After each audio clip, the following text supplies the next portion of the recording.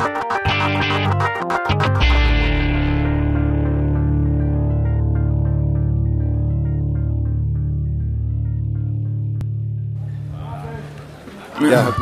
Vattenfall var ikke vi å like noe senest, men at jeg må midten å like noe, da Vattenfall å like noe, ta vunnet førjer.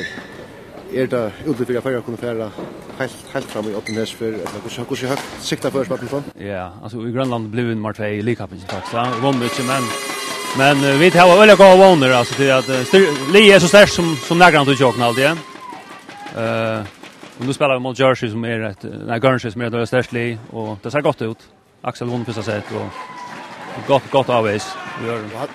Han ser ut att vara avvis säkert i nästa set med nu. Det mot att alla starkaste spelare? Ja, det kan ju bara helt ut för. Jag känner en shoulder, det var ju vi senast jag men det kan ju ut för att det starkaste lägaren.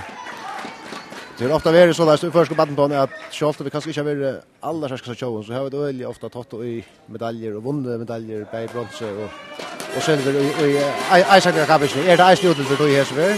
Ja, jag håller det. Alltså Axel är öliga väl fyra som också är bäst chamon alltid starkaste på nu. Och Sigrun är öliga starkast kvinnor nice nu och det är öliga negocia. Inte minst i likappen nu. Man har ju goda kvinnor och barnshöjarna. Och kan det då säga till första badminton är man nu efter vi och jag nu? Ja, det är allt att säga till hattarpunkter tjåkon. Och det som vi vänjer framåt och vi har lagt öliga gorsk i 4 räkningar år.